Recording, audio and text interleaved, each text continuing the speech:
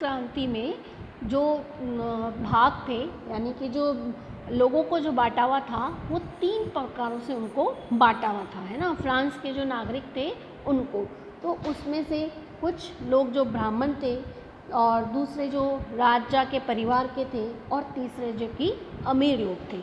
उसमें से राजा के परिवारों में यहाँ का जो राजा था वो सन 1774 में उसने बूबे को राजवंश की लुई, जो कि 14वें फ्रांस की राजगद्दी पर आसीन हुआ, है ना। जो वहाँ का राजा कौन था? ज़्यादा लुई था, जो कि कहाँ का था? वहाँ बार्बन फैमिली का था वो। उस समय उसकी उम्र केवल 20 साल की थी जब उसका विवाह ऑस्ट्रेलिया की राजकुमारी से मैरी एंटोनेट से हुआ था। राजारोहण के समय उसने राजकोष खाली पाया और लंबे समय तक जो युद्ध के कारण फ्रांस की वित्तीय संसाधन नष्ट हो चुके थे और एक संधि कराई गई। उसे वसराय के विशाल महल और राज दरबार में शानो शौकत बनाए रखने की फिजूल खर्ची को बोझ अलग था। लुई 14 के शासनकाल में फ्रांस में अमेरिका के 13 उपनिवेशों को साझा शत्रु ब्रिटेन के आज़ाद करने में भी सहायता दी गई थी।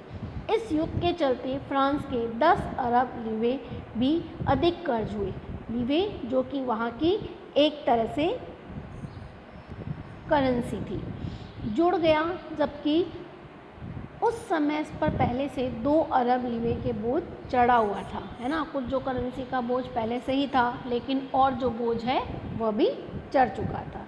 सरकार ने से कर्जदाता अब 10% ब्याज पे मांग करने लगे थे, क्योंकि वहाँ के जो हर चीज़ जो थी वो उस पर क्या लिया जाता था?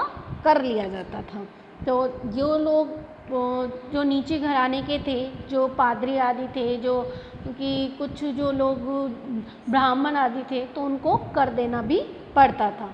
फलस्वरूप फारसीसी सरकार ने अपने बजट का बहुत बड़ा हिस्सा दिनों दिन बढ़ते जा रहे कर्ज को चुकाने पर मजबूर थी और अपने नियमित खर्चों पर, जैसे सेना के रखरखाव, राज दरबार, सरकारी कार्यालयों, विश्वविद्यालयों को चलाने के लिए जो भी था वह कर में वृद्धि के लिए वह बाध्य हो गई और कदम भी नाफी में था। 18वीं शताब्दी में ही उसने फ्रांसीसी समाज में 3 एस्टेट्स में बांटा, जिसमें से कि तीसरे एस्टेट के लोग जनसाधारण ही कर अदा करते थे, यानी कि जो जनता जो भी कर अदा करेगी, वो जो तीसरे जो एस्टेट के जो लोग थे वह उसमें कर अदा किया करते थे, है ना। 3 वर्गों में इसको बांट दिया गया। वर्गों को विभाजित फ्रांसीसी समाज मध्यकालीन व्यवस्था का अंग था।